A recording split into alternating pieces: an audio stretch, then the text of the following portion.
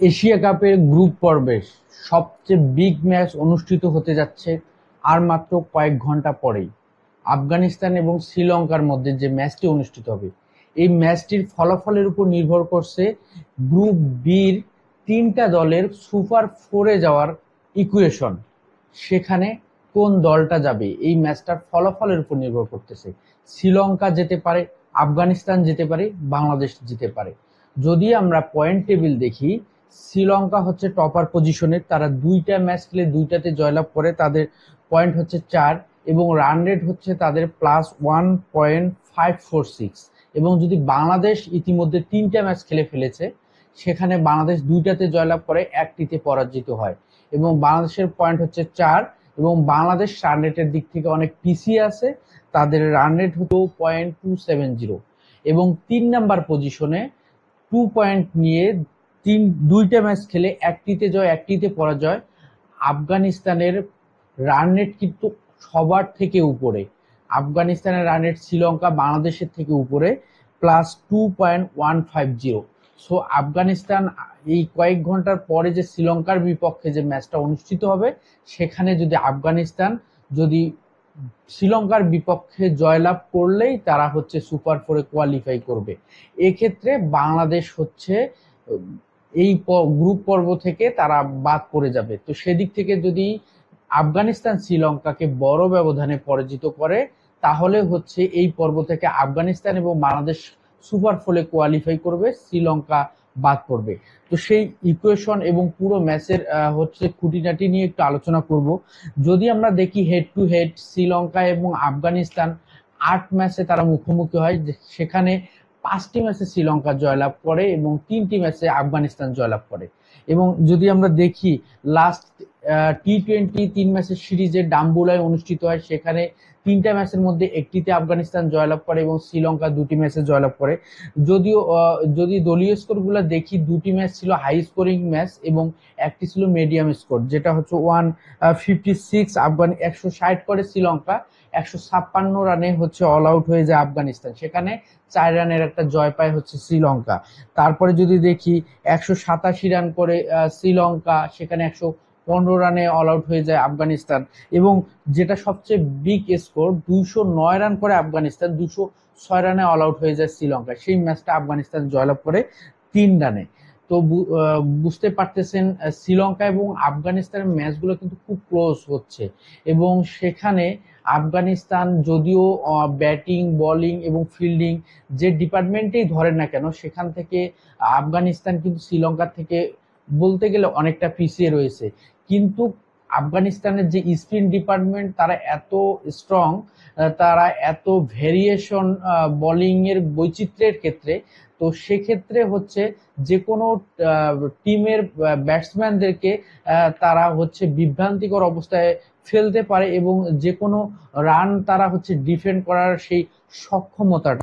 তো group B থেকে যদি বাংলাদেশ শ্রীলঙ্কা সুপার ফোরে কোয়ালিফাই করে, সেক্ষেত্রে কয়েক ঘন্টা পরে যে ম্যাচটা অনুষ্ঠিত হবে, সেখানে শ্রীলঙ্কাকে হচ্ছে জয়লাভ করতে হবে, তাহলেই শ্রীলঙ্কা এবং বাংলাদেশ গ্রুপ বি থেকে কোয়ালিফাই করবে।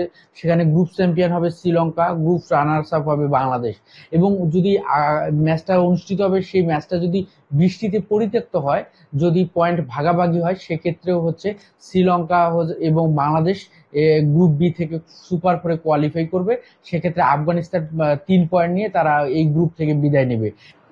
তাহলে সমীকরণটা এরকমই দাঁড়িয়েছে, যদি প্রথমে আফগানিস্তান ব্যাট করে 150 রান করে, তাহলে সেই রানটা হচ্ছে আফগানিস্তান হচ্ছে 150 রান করলে শ্রীলঙ্কাকে হচ্ছে 83 রানের মধ্যে অল আউট করতে হবে।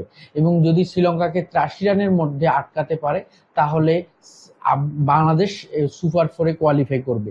এবং যদি 180 রান করে, তাহলে 109 রানের মধ্যে হচ্ছে শ্রীলঙ্কাকে হচ্ছে অল আউট করতে হবে। আবার যদি 200 রান করে, তাহলে 127 রানে শ্রীলঙ্কাকে অল আউট করতে হবে। তো সেক্ষেত্রে হচ্ছে যদি শ্রীলঙ্কা প্রথমে যে রানটা করবে ব্যাট করে 150, 180 অথবা 200 রান করে, তাহলে আফগানিস্তানকে সেই রানটা শেষ করতে হবে 11.2 বলে অথবা 11.3 বলে। তো বাংলাদেশ যদি সুপার ফোরে যেতে চায়, আফগানিস্তানকে শ্রীলঙ্কাকে যেভাবে বড় একটা ব্যবধানে হারাতে হবে, আসলে আফগানিস্তান কি চাইবে যে ম্যাচটা তাদের ডু অর ডাই, তাদেরকে জিততে হবে, যে কোনো একটা ফলাফলে জিতলেই হবে?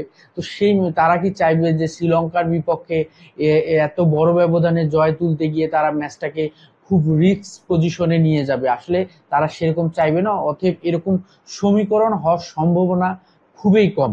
তো সেক্ষেত্রে অবশ্যই আমাদের শ্রীলঙ্কার দিকে তাকিয়ে থাকতে হবে এবং শ্রীলঙ্কাকে জয় তুলে নিতে হবে, সেটা 1 রানে হোক আর 1 উইকেটে হোক। শ্রীলঙ্কার জয় তুলে নিলেই বাংলাদেশ শ্রীলঙ্কা এই গ্রুপ থেকে সুপার ফোরে যাবে। এবং শক্তিমত্তার দিক থেকে শ্রীলঙ্কার ব্যাটিং লাইন আপ অনেক শক্তিশালী। কুশাল মেন্ডিস, কুশাল পেরেরা, এবং আপনি যদি বলেন যে পাথুম নিশানাকা, কামিল মিসারা, আশালাঙ্কা এবং ওয়ানিন্দু হাসারাঙ্গা, তারা খুবই ভালো অ্যাগ্রেসিভ ক্রিকেট খেলে, দারুণ অ্যাটাকিং ক্রিকেট খেলে। তো সেক্ষেত্রে যদি যে কোনো 2টা-3টা ব্যাটসম্যান যদি ক্লিক করে টাইম মতো, তো তারা ম্যাচের ফলাফল চেঞ্জ করে দিতে পারে। আফগানিস্তানের কিন্তু স্পিন ডিপার্টমেন্ট খুব বেশি শক্তিশালী হলেও যদি পেস বলার হচ্ছে ফজল হক ফারুকী, আজমতুল্লাহ ওমর দারুণ বল করে থাকে, কিন্তু আফগানিস্তানের ব্যাটিং লাইন আপ কিন্তু খুব বেশি লম্বা না। যদি সাদিকুল্লাহ আতাল, ইব্রাহিম জাদরান এবং হচ্ছে মোহাম্মদ গুরবাস এবং আজমতুল্লাহ ওমর, মোহাম্মদ নবীর কয়েকজনকে যদি শুরুতেই ধাক্কা ফেলে দেওয়া যায়, তাহলে কিন্তু শ্রীলঙ্কার জন্য ম্যাচটা জয় তুলে নিতে খুব বেশি সহজ হবে। এবং সবচেয়ে যে হচ্ছে গুরুত্বপূর্ণ যে ইনফরমেশনটা, সেটা হচ্ছে 150 রান চেস করে এশিয়ান কোনো দলের সাথে কিন্তু আফগানিস্তান হচ্ছে জয়লাভ এখনো পর্যন্ত করতে পারেনি। তো সেই দিক থেকে যদি আবুধাবির এই ক্রিকেট স্টেডিয়ামে রানের গড় হচ্ছে প্রথমে ব্যাট করে 170, তো যদি এখানে শ্রীলঙ্কা 170 রান করতে পারে বা 160 প্লাস করতে পারে, তো সেক্ষেত্রে আফগানিস্তানকে সে ম্যাচটা কিন্তু বা সেই রানটাতে কিন্তু আটকানো অনেক সহজ হবে শ্রীলঙ্কা দলের সাথে। এবং বাংলাদেশ, পুরো বাংলাদেশ কালকে চেয়ে থাকবে হচ্ছে শ্রীলঙ্কার পক্ষ নিয়ে, শ্রীলঙ্কা এবং আফগানিস্তান ম্যাচের দিকে চেয়ে। এবং পুরো বাংলাদেশ ক্রিকেট ফ্যানরা কালকে শ্রীলঙ্কাকে সাপোর্ট করবে কয়েক ঘন্টার জন্য। এবং শ্রীলঙ্কা জয় তুলে নিলে সুপার ফোরে কোয়ালিফাই করবে বাংলাদেশ। তো না, তো বাংলাদেশের জন্য শুভকামনা, এবং আগামীকালের ম্যাচে আমরা পুরোপুরি শ্রীলঙ্কাকে সাপোর্ট করব। শ্রীলঙ্কা জয় তুলে নিলে বাংলাদেশের জয়। আল্লাহ হাফেজ।